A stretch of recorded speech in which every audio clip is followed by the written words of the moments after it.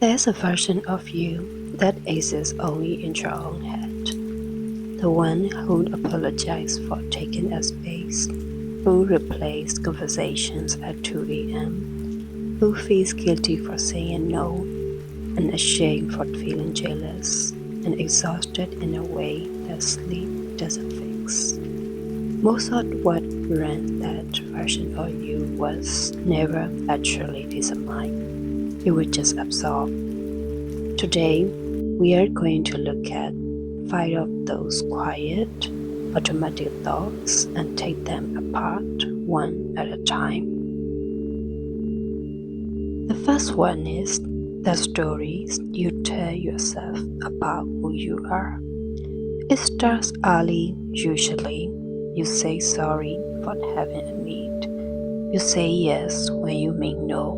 You redo something for the 5th time because it is still not ready. None of what is who you are.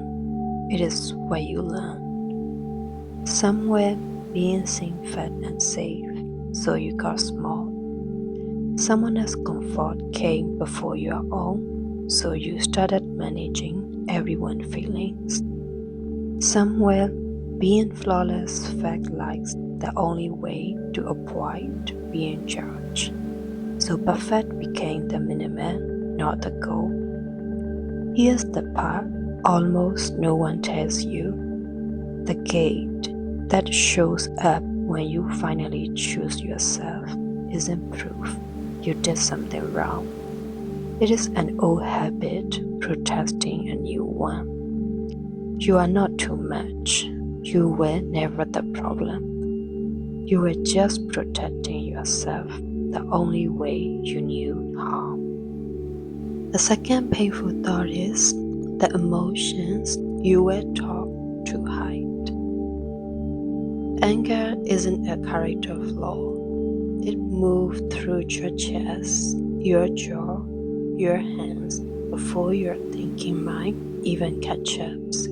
And most people read it in that gap, but you don't have to. You get about 3 seconds before it takes over, and in those 3 seconds, you can choose. Stress isn't the enemy either.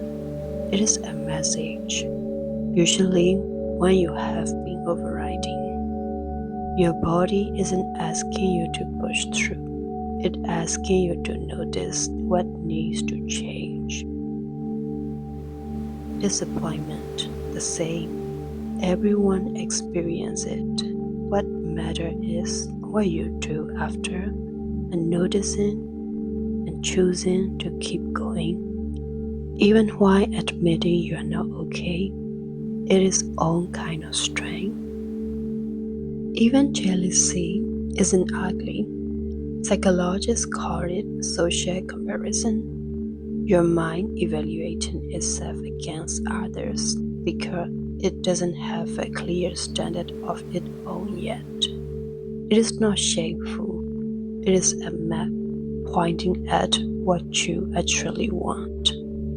And comparison itself, the thing you have been taught to be embarrassed about. It's just your mind scanning for what's essential. The people who grow the most and the ones who stop comparing, they are the ones who redirect it toward what matters. So none of these feelings were ever the enemy, they were just badly translated. The third thought keeping you awake at night is the waiting and feeling that actually means something. Failure isn't proof you are not enough. It is proof you're tired. It is not the opposite of success. It is part of it. And the waiting in between, the part where nothing seems to be happening, isn't empty either. Growth doesn't always announce itself while it is happening. What feels like standing still is often where the real work is being done. When everything feels like too much at once, it is no weakness. Your mind wasn't paid to carry five urgent things simultaneously. It was paid to focus on one. Overwhelm is just a sign to put some of it down. Overthinking works the same way. Replaying a conversation for the 20th time isn't intelligence. It's your mind trying to control something that already happened because not knowing feels worse than hoping and looping. And regret, maybe the heaviest one, isn't punishment. It's your mind trying to teach the version of you that didn't know better yet. It is not proof you failed. It is proof you have grown enough to see it differently now. Every one of these feelings have been quietly doing its jobs the entire time. You just never stop long enough to notice. The fourth signal is the connection you are afraid to lose. You can be surrounded by people and still feel unseen. It is not a flaw. It's your mind asking for real connection, not just company. Being around more people was never the fix. Enjoying your own company is. Rejection isn't a judgment on your value. It is proof that a door wasn't yours to walk through. And that instinct to check, to reach out one more time, to need reassurance, there is not too much either. It is an old fear that if you stop reaching, the connection disappears. You learn that somewhere it doesn't mean it is stay true.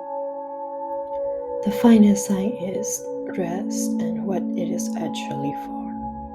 When you are truly exhausted, not tired, doing more isn't strength. It is avoidance dressed up as productivity. Getting angry over small things, losing your patience, feeling tired without having done much. None of that is a personal failure. It's your body finally asking for the deep rest you keep postponing. Sometimes the right thing to do is nothing at all. None of these thoughts, the apology, the guilt, the anger, the waiting, the loneliness, the exhaustion, none of them would ever prove that something is wrong with you. They were sickness, quiet, constant, mistranslated sickness. You don't have to fix all of them today. You just have to start noticing which ones have been running the show. Take care of yourself. Until next time.